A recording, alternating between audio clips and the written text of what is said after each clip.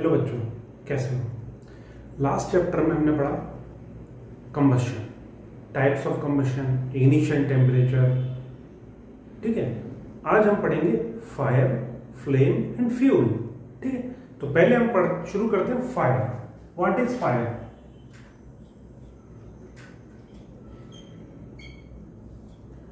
Fire को हिंदी में कहते हैं आग। फायर फायर क्या होती है? आग। हिंदी में इसको आग भी कहते हैं। Fire is the result of chemical combustion reaction of oxygen and some sort of fuel. मतलब ऑक्सीजन और फ्यूल की केमिकल कंबशन रिएक्शन को हम फायर कहते हैं।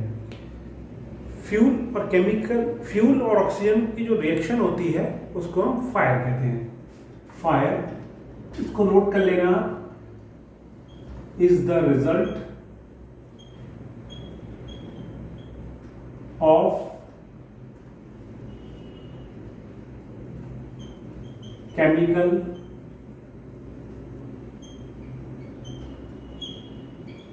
combustion reaction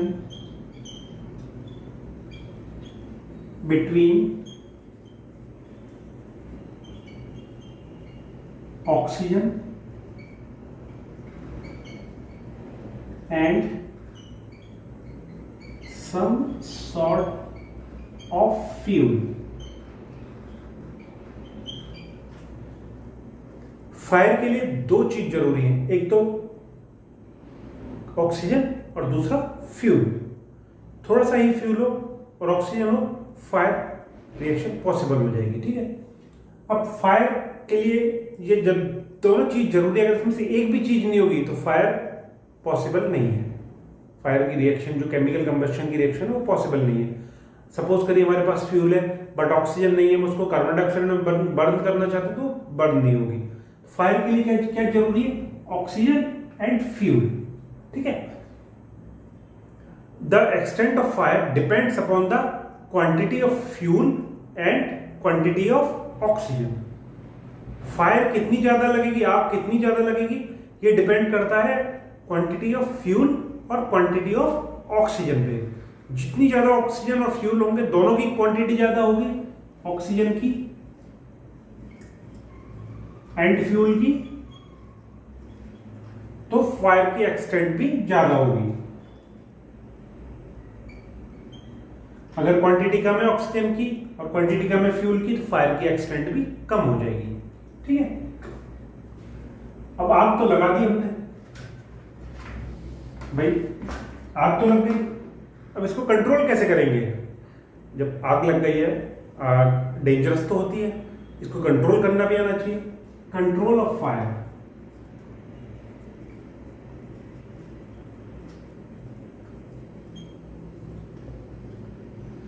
फायर को कंट्रोल करने के लिए जो भी साधन, जो हमारे टूल्स होते हैं, जो भी मशीन्स होती हैं, जो भी इक्विपमेंट्स होते हैं, जो भी वेज होते हैं, जो काम में आते हैं, उसको हम कहते हैं फायर एक्सटिंग्विशर।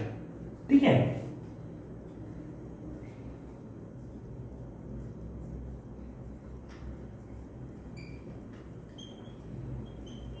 फायर एक्सटिंग्विशर की हेल्प से हम फायर को कंट्रोल करते हैं। जो सबसे यूनिक फायर एक्सटिंग्विशर है, यूनिक मतलब यूनिवर्सल, जो सबसे यूनिवर्सल कॉमन फायर एक्सटिंग्विशर है वो है वाटर। पानी, कहीं भी आग लग जाती है, जैसे घर में आग लग जाती है, हम तिल्ली जला रहे हैं, कागज जला रहे हैं, आग लग गई, पानी डाल देते हैं, तुरंत आग बुझ जाती है। ठीक है, तो सबसे बढ़िया फायर एक्सटिंग्विशर क्या है? पानी, पर उसकी भी एक लिमिटेशंस है। वाटर की भी लिमिटेशंस है। अब देखिए, कोई भी फायर के लिए जरूरी क्या होती है? किसी भी आग के लिए जरूरी फ्यूल और ऑक्सीजन। उस दिन हमने बताया था कोई भी चीज जलेगी उसके लिए जरूरी क्या होगी? फ्यूल,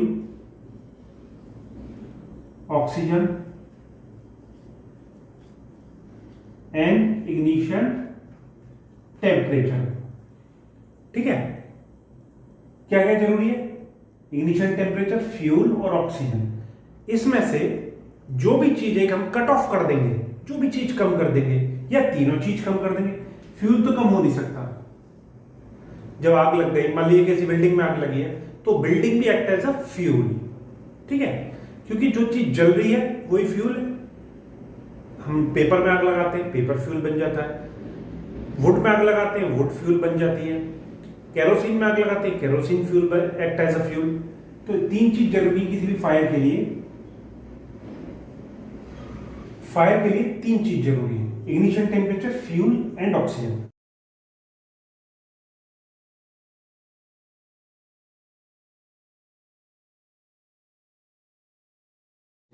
हम इनमें से किसी एक को भी मिनिमाइज या कट ऑफ कर देंगे, ठीक है, तो हम फायर को कंट्रोल कर सकते हैं। अब इनको कट ऑफ कैसे करेंगे? देखिए, फ्यूल को तो हम कट ऑफ कर नहीं सकते। क्यों? क्योंकि फ्यूल ही नहीं होगा तो फायर कहां से आएगी, ठीक है। तो जैसे किसी बिल्डिंग में आग लगी है, तो building itself acts as a fuel. हम उसको तो कट ऑफ कर नहीं सकते, उसको कट ऑफ कर दिया तो फिर फायर का मतलब ही नहीं है, ठीक है। तो हम इनमें से किसी एक को कट ऑफ कर दें। इग्निशन टेम्परेचर क्या होता है? Ignition temperature is that minimum temperature at which the fuel catches fire. It's called ignition temperature. ठीक है, ignition temperature कम कर दीजिए या ऑक्सीजन कम कर दीजिए या कट ऑफ कर दीजिए, दोनों या दोनों में से किसी एक को, तो हम फायर को कंट्रोल कर सकते हैं। अब सबसे अच्छा वो क्या है हमारा फायर एक्सटिंग्विशर? वाटर।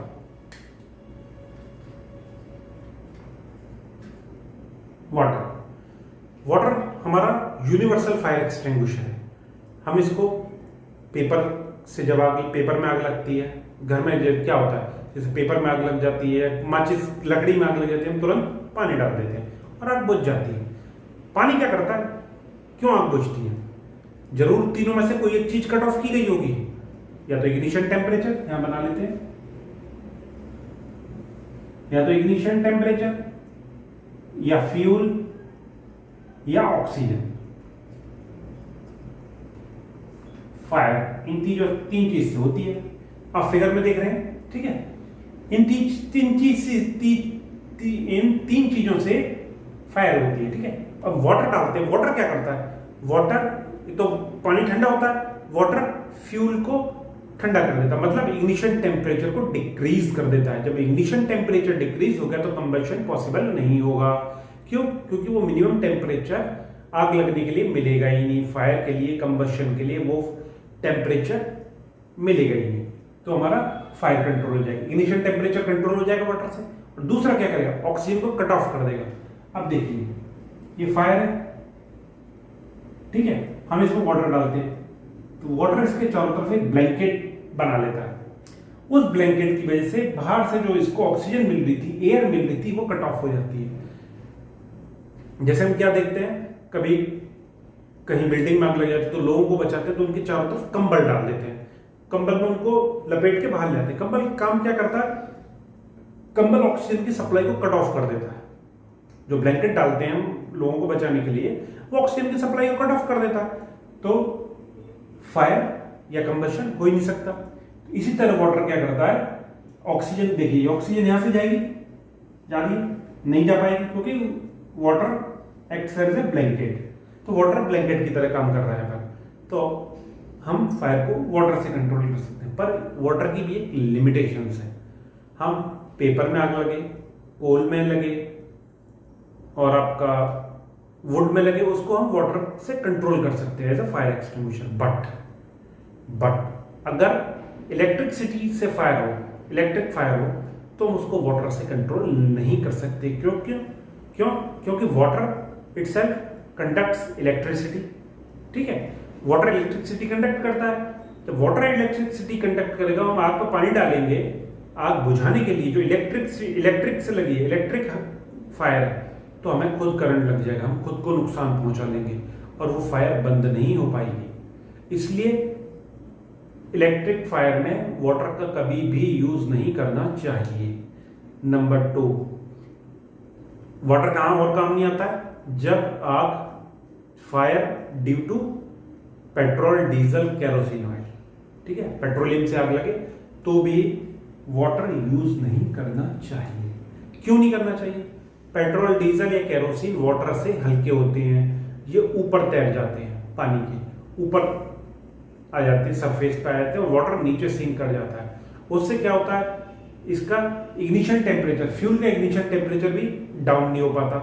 क्यों नहीं हो पाता? फ्यूल तो हमारा ऊपर आ गया, पानी नीचे चला गया, तो फ्यूल का इग्निशन टेम्परेचर डाउन नहीं होगा और ये ब्लैंकेट भी नहीं बना पाएगा जिससे कि ऑक्सीजन की सप्लाई कट ऑफ ना हो। तो इन चीजों में, इलेक्ट्रिक फायर में, केरोसिन फायर में, डीजल फायर में, गैसोलीन फायर में, इनमें हम वाटर का यूज नहीं कर सकते। तो फिर क्या यूज करें इसकी आग बुझाने के लिए? ये मेन क्वेश्चन है कि क्या यूज करें इसकी आग बुझाने के लिए। इसकी आग बुझाने के लिए हम कार्बन डाइऑक्साइड को यूज करते हैं, कार्बन डाइऑक्साइड। ठीक है, कार्बन डाइऑक्साइड कैसे यूज करते हैं?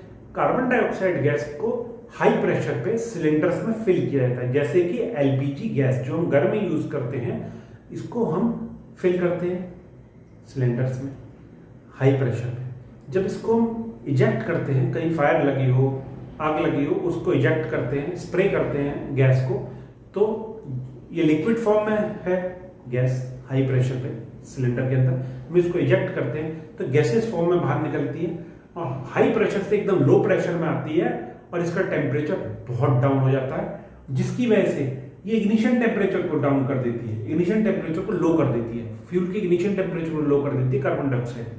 ठीक है, और ये फ्यूल के चारों तरफ एक ब्लैंकेट बना लेती है, कवर बना लेती है, जिससे कि ऑक्सीजन की सप्लाई कट ऑफ हो जाती है। इस तरह से हम कार्बन डाइऑक्साइड गैस को as a fire extinguisher use कर सकते हैं। मोस्टली फायर एक्सटिंग्विशर में कार्बन डाइऑक्साइड गैस ही यूज होती है। कॉमन फायर एक्सटिंग्विशर कैसे है, जैसे आप लोगों ने टैक्सीज में देखा होगा, शायद आप लोगों के घर में भी हो, सीज फायर एक बड़ी कंपनी है जिसका फायर एक्सटिंग्विशर यूज करते हैं, और बहुत सी कंपनियां हैं, लोकल कंपनियां भी हैं, ब्रांडेड कंपनियां भी हैं। और क्या यूज करते हैं इसकी जगह? कुछ फायर एक्सटिंग्विशर में ड्राई पाउडर भी यूज करते हैं। ड्राई पाउडर क्या होता है? ड्राई पाउडर होता है सोडियम बाइकार्बोनेट या पोटेशियम बाइकार्बोनेट। ठीक है, सोडियम या पोटेशियम बाइकार्बोनेट होता है ड्राई पाउडर। ये फिर काम कैसे करता है? ड्राई पाउडर को जो हम फायर एक्सटिंग्विशर के रूप में फायर पे स्प्रे करते हैं या फायर पे स्प्रिंकल करते हैं, तो ये हीट अप होता है, हीट अप होके बाइकार्बोनेट है तो कार्बन डाइऑक्साइड को ये इजेक्ट करता है। ठीक है, कार्बन डाइऑक्साइड प्रोड्यूस करता है। जब कार्बन डाइऑक्साइड प्रोड्यूस हो गई तो it acts as a fire extinguisher, ये फिर वही काम करती है, कवर बना लेती है, ऑक्सीजन की सप्लाई कट ऑफ कर देती है। तो इस तरह से कार्बन डाइऑक्साइड का यूज हम फायर एक्सटिंग्विशर के रूप में करते हैं। इसलिए बिजली से आग लगने पे, केरोसिन या कोई भी तेल से आग लगने पे कभी भी वाटर का यूज नहीं करना चाहिए। Always use fire extinguisher filled with carbon dioxide और ड्राई पाउडर। ठीक है, समझ में आया? ओके,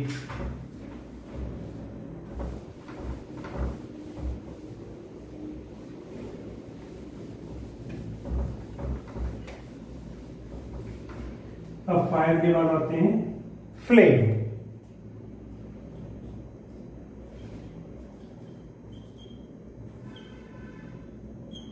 ठीक है, फ्लेम कैसी होती है?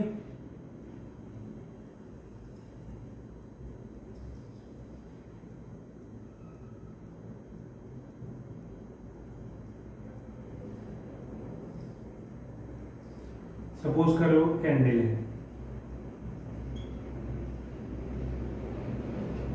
फ्लेम होती क्या है? Flame is the visible and gaseous part of fire। Flame क्या होता है? फायर का वो पार्ट जिसको हम देख सकते हैं, और गैसियस पार्ट होता है। गैसियस कैसे होता है? फ्लेम हमेशा उसी पार्ट, उसी फ्यूल की बनेगी जो वेपर में कन्वर्ट हो जाएगा। जैसे केरोसिन या कोई भी तेल होता है, उसको हम जलाते हैं, कोई विक लगा के जलाते हैं, जैसे बत्ती लगाते हैं, कैंडल, उसकी वैक्स की वेपर्स बनती है, वो हीट अप होती है विक, और वो वैक्स को मेल्ट करती है और उसकी वेपर्स बनती है। वो वेपर्स उस बत्ती के सहारे, ये विक इसके सहारे चढ़ती है और वो फ्लेम बनती है। जिस फ्यूल में वेपर्स नहीं बनेंगी उसकी विक नहीं, उसकी फ्लेम नहीं बनेगी। जैसे कोल में आग लगाओ, कोल की फ्लेम नहीं बनेगी, ठीक है। वुड में आग लगाओ, वुड की फ्लेम बनेगी क्योंकि उसमें वेपर्स बनेंगी। उसके कार्बन पार्ट्स है और जो उसके हाइड्रोकार्बन्स हैं वो वेपर्स में कन्वर्ट होकर उसको जलाएंगे, ठीक है। तो flame is the visible and gaseous part of the fire. Okay, flame क्या है? Gas, visible and gaseous part of the fire. जो फ्लेम हम देखते हैं वो लाइट एनर्जी है। किसी भी फ्यूल का कंबशन करने पे जो फ्लेम बनती है वो क्या है? लाइट एनर्जी, उस फ्यूल की लाइट एनर्जी है जिसको हम देखते हैं। अब फ्लेम के भी पार्ट्स होते हैं कई। जब फ्लेम जलाते हैं तो आपने देखा होगा फ्लेम के 3 पार्ट बनते हैं। इस फिगर में देखिए, बोर्ड पे भी देखिए, और ये फिगर में दिखा रहा हूं इसमें भी देखिए।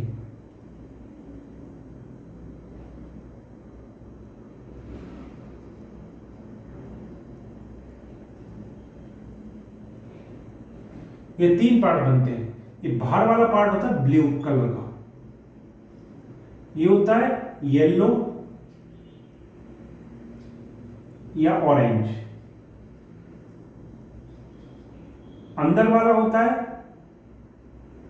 सॉरी ये वाला मिडिल वाला येलो या ऑरेंज, और इनर मोस्ट होता है ब्लैक। इनके जब कलर अलग है तो इनकी प्रॉपर्टीज भी अलग होती हैं। इसको बोलते हैं आउटर मोस्ट को ल्यूमिनियस,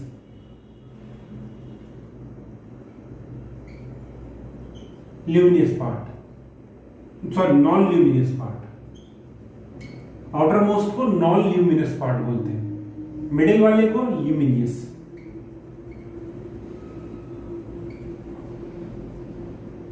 अंदर वाले को डार्क। अब इनका फंक्शन क्या होता है? जो आउटर मोस्ट पार्ट होता है किसी भी फ्लेम का, जो आउटर मोस्ट पार्ट होता है ये वाला, ये ब्लू कलर वाला, ये हॉटेस्ट पार्ट होता है किसी भी फ्लेम का।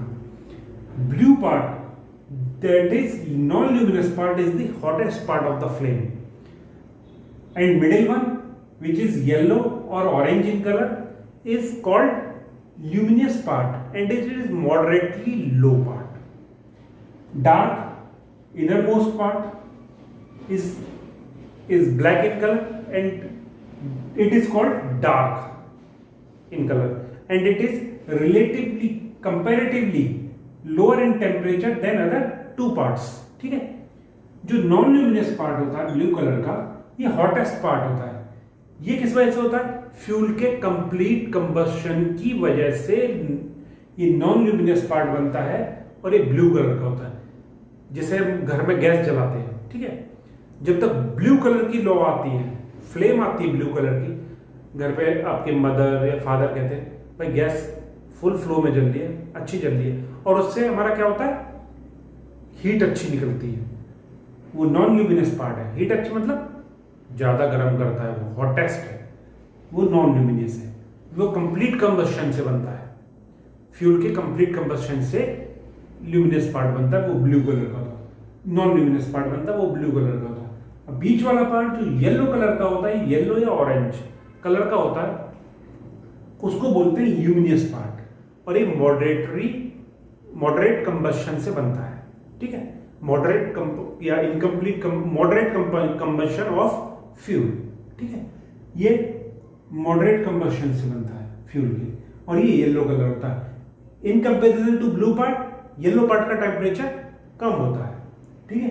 और जो डार्क पार्ट होता है, ये डार्क पार्ट, लोअर पार्ट, जो ब्लैक कलर का है, ये incomplete combustion of fuel. This is due to incomplete combustion of fuel.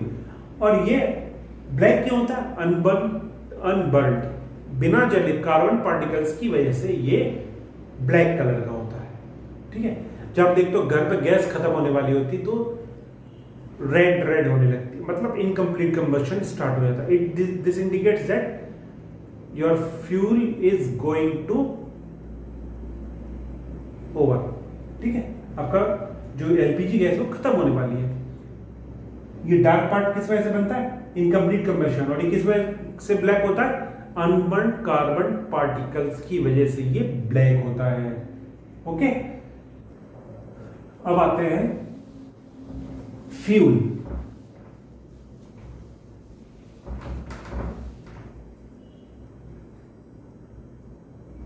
Fuel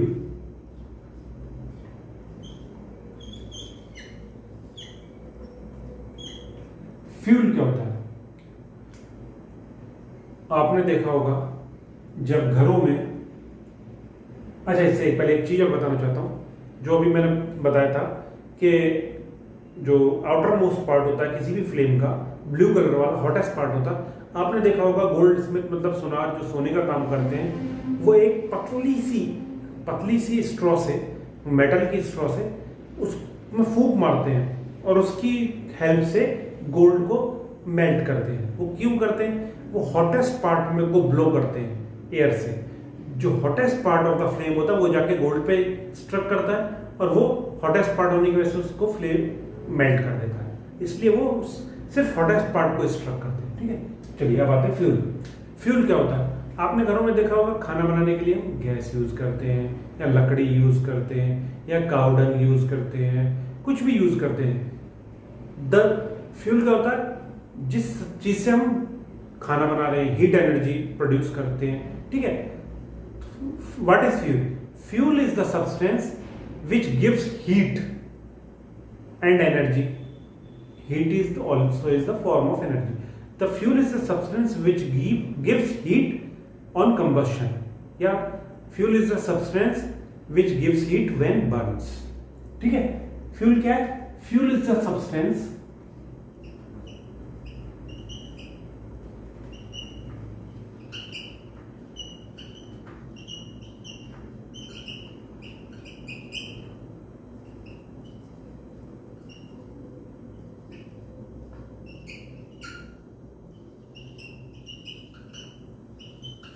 on combustion.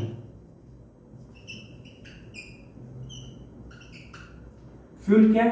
Fuel is the substance which gives heat on combustion. अब आप सारे फ्यूल तो एक जैसे होते नहीं है। अच्छे फ्यूल की क्वालिटी क्या होती है? चीप हो, सस्ता हो, अच्छा फ्यूल,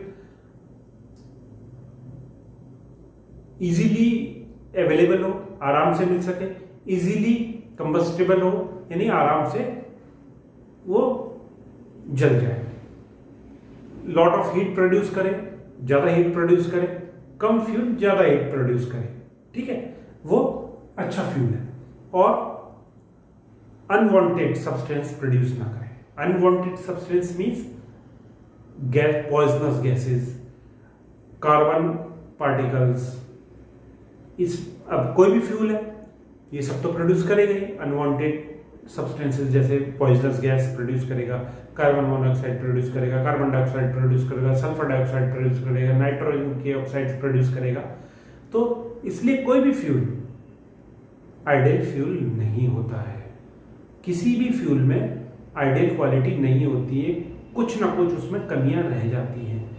मान लीजिए कोई एक अच्छा फ्यूल है, सब सारी क्वालिटी में खरा उतर गया, सारी क्वालिटी टेस्ट पास कर गया, बट गैस प्रोड्यूस कर रहा है, पॉइजनस गैस प्रोड्यूस कर रहा है, तो अच्छा फ्यूल तो है ही नहीं, आइडियल फ्यूल नहीं है।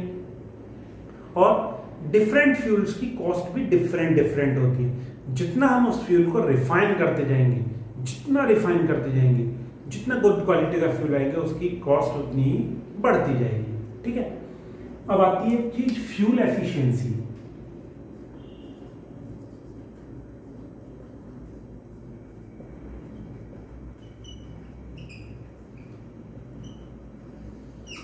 फ्यूल एफिशिएंसी क्या होती है? आप एक बर्तन में पानी लीजिए, आपको 3 चॉइस दी जाती है, 3 चॉइस से उस पानी को गर्म कीजिए। काउडंग से, ठीक है, काउडंग को बर्न करके, आइदर काउडंग से, वुड से, या काउडंग से, कोल या वुड कोई भी ले लीजिए, या फिर एलपीजी से। किससे जल्दी बर्न होगा? नो डाउट एलपीजी से बर्न होगा जल्दी। फिर उसके बाद किससे बर्न होगा? कोल से या वुड से बर्न होगा। फिर उसके बाद काउडंग से बर्न होगा। इट मींस एलपीजी जो है वो ज्यादा हीट प्रोड्यूस कर रही है, और कोल और wood in comparison to LPG कम हीट प्रोड्यूस कर रहा है, और काउडंग उससे भी कम हीट प्रोड्यूस कर रहा है। तो फ्यूल एफिशिएंसी क्या होती है? कोई भी चीज एफिशिएंट कब होती है? जो कम चीज में ज्यादा काम करे। जैसे एफिशिएंट लोग कौन होते हैं? जो कम टाइम में, कम मैन पावर में ज्यादा काम करते हैं, वो एफिशिएंट लोग होते हैं, वर्क एफिशिएंट। ठीक है, ऐसी फ्यूल एफिशिएंसी कैसे नापते हैं भाई? ऐसे तो हम बता नहीं सकते ये अच्छा है, तो कुछ क्राइटेरिया होगा ना उसका। फ्यूल एफिशिएंसी को हम मेजर करते हैं कैलोरीफिक वैल्यू से। ठीक है, कैलोरीफिक वैल्यू क्या होती है? किसी भी सब्सटेंस की कैलोरीफिक वैल्यू, जो फ्यूल्स होते हैं उनकी कैलोरीफिक वैल्यू से हम उसको एफिशिएंसी मेजर करते हैं। ठीक है, कैलोरीफिक वैल्यू क्या होती है? The amount of heat produced on complete combustion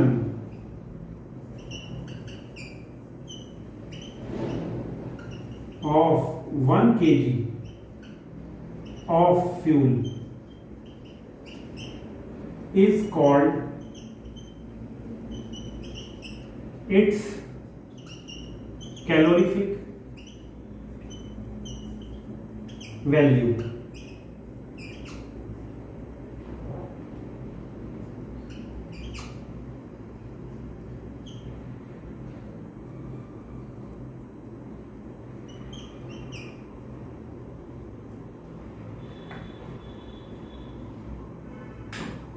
It is measured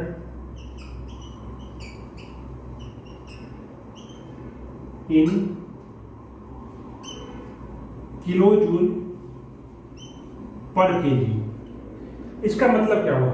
calorific value, कोई भी फ्यूल का हम 1 केजी लें, कोई भी फ्यूल हो, चाहे केरोसिन ऑयल हो, चाहे डीजल हो, चाहे एलपीजी गैस हो, चाहे कोल हो, चाहे काउडंग हो, चाहे वुड हो, कोई भी हम फ्यूल लें उसका 1 किलो लें, कोई भी फ्यूल, किसी भी फ्यूल का 1 किलो लें, उसको कंप्लीट कंबशन करें। कंप्लीट कंबशन क्या होता है? In excess of air. उसको कंप्लीट कंबशन करें उसका, उस फ्यूल का, और उससे जितनी हीट एनर्जी मिलती है उसको कैलकुलेट करें। ठीक है, वो हमारी होती है उस फ्यूल की कैलोरीफिक वैल्यू। इसको हम मेजर करते हैं किलो जूल पर केजी, यानी किलो जूल एनर्जी की वैल्यू होती है, और किलो फ्यूल की क्वांटिटी होती है। किलो जूल पर केजी, यानी पर केजी में कितने किलो जूल प्रोड्यूस हो रहा है एनर्जी, उसको हम कैलोरीफिक वैल्यू कहते हैं। ये डिफरेंट सब्सटेंसेस के लिए डिफरेंट होती है, उसी के आधार पर हम फ्यूल एफिशिएंसी मेजर करते हैं। ठीक है, यह है कैलोरीफिक वैल्यू की डेफिनेशन। हम एक चार्ट बनाते हैं जिसमें डिफरेंट सब्सटेंसेस की डिफरेंट कैलोरीफिक वैल्यू होती है, जिससे हम उसकी फ्यूल एफिशिएंसी मेजर कर सकते हैं। ओके,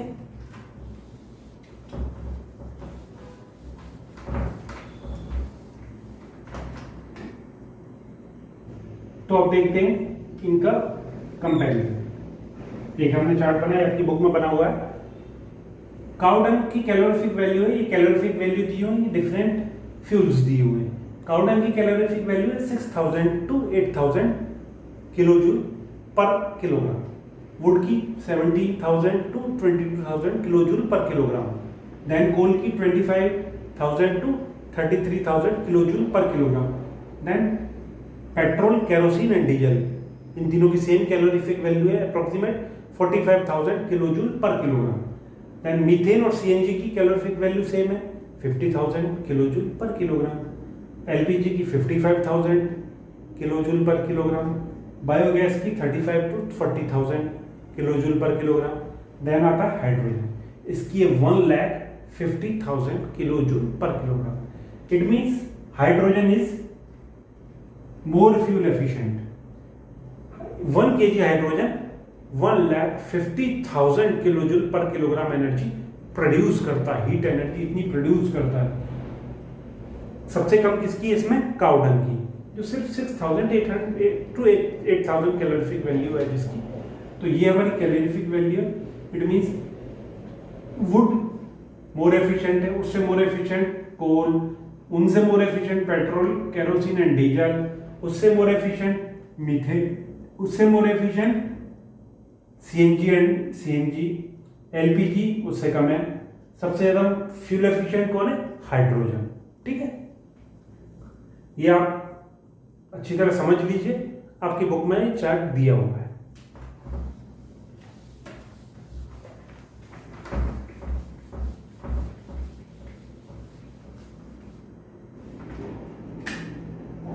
अब ये फ्यूल हमारे इतने काम आते हैं, हमारे हीट प्रोड्यूस करते हैं हमारे लिए कंबशन करके, जिसको हम अलग अलग वेज में यूज करते हैं अपने घर के कामों में, इंडस्ट्रीज में, ठीक है, कुकिंग में, एटसेट्रा एटसेट्रा।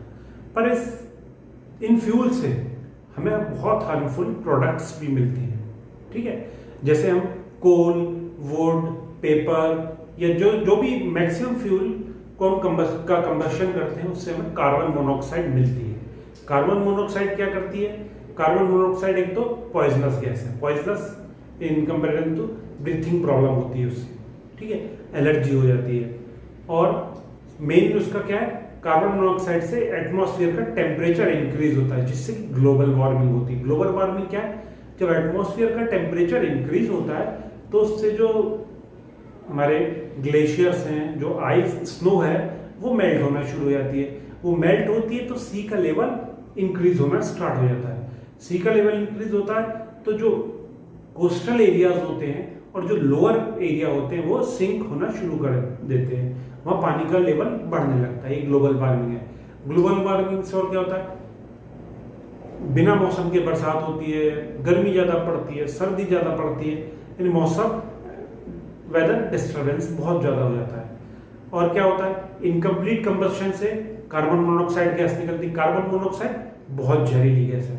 कभी कभी आपने न्यूज में सुना होगा कि कुछ लोग गांव में या कहीं शहर में भी अंगीठी जला के सो गए। अंगीठी मतलब कोयले को जला के कमरे के अंदर रख लेते हैं, उससे रूम गर्म हो जाता है, तो रख के सो गए, सुबह मरे हुए मिले। उससे क्या होता है? जब चारों तरफ से रूम बंद करके हम रखते हैं और कोयला को हम बंद करके अंदर सोते हैं, तो कोल में इनकम्प्लीट कंबशन स्टार्ट हो जाता है, क्योंकि ऑक्सीजन कम हो जाता है। सारी ऑक्सीजन को वो ले लेगा, जलाने के लिए यूज कर लेगा, तो ऑक्सीजन बचेगी नहीं, वो जलेगा तो अब कार्बन डाइऑक्साइड की जगह कार्बन मोनोऑक्साइड प्रोड्यूस होना स्टार्ट हो जाएगी। कार्बन मोनोऑक्साइड बहुत पॉइजनस गैस है, जिसकी वजह से वो सांस के साथ अंदर जाती है और सुबह जो लोग उस कमरे में सो रहे थे मरे हुए मिलते हैं। इसलिए बहुत केयर करनी चाहिए इस चीज में कि जब भी हम सर्दियों के टाइम में कोल को जला के अंदर रखें, सोने से पहले उसको बाहर रखते हैं और जिस टाइम जितनी देर भी जला के रखें, थोड़ा सा वेंटिलेशन बना के रखें कमरे में, जिससे कि कार्बन मोनोऑक्साइड प्रोडक्शन ना हो, ऑक्सीजन की सप्लाई आती रहे और कंप्लीट कंबशन स्टार्ट रहे, चलता है। और क्या होता है? जो इनकम्प्लीट कंबशन में या कंप्लीट कंबशन में कार्बन के पार्टिकल्स प्रोड्यूस होते हैं, वो हमारे एटमॉस्फेयर में मिल जाते हैं।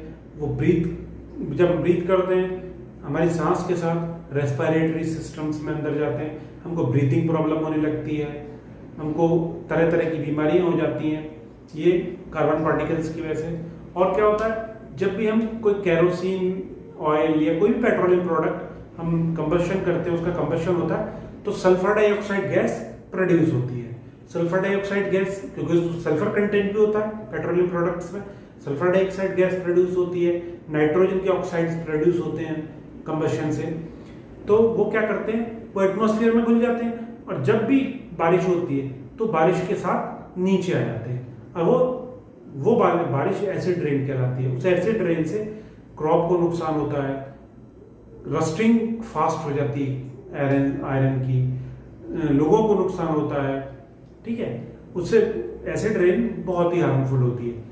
और वो जब रेन नहीं भी होती, वो एटमॉस्फेयर में होते हैं sulphur particles, sulphur dioxide gas या नाइट्रोजन के ऑक्साइड तो हमारी सांस के साथ अंदर जाते हैं, हमको ब्रीथिंग प्रॉब्लम कर देते हैं, अस्थमा की बीमारी कर देते हैं। ये हमारे इससे नुकसान है कंबशन से। इसलिए आजकल हम सीएनजी पे ज़्यादा निर्भर होते जा रहे हैं। क्यों? क्योंकि सीएनजी है एक compressed natural gas. Natural gas है तो उससे जो हार्मफुल सब्सटेंसेस निकलते हैं उसके कंबशन से वो लेस हार्मफुल होते हैं in comparison to petrol, diesel, kerosene etcetera. ठीक है, इसलिए हम लोगों को भी ज़्यादा से ज़्यादा सीएनजी व्हीकल्स का यूज करना चाहिए। और उससे भी अच्छा आजकल आ रहा है इलेक्ट्रिक व्हीकल।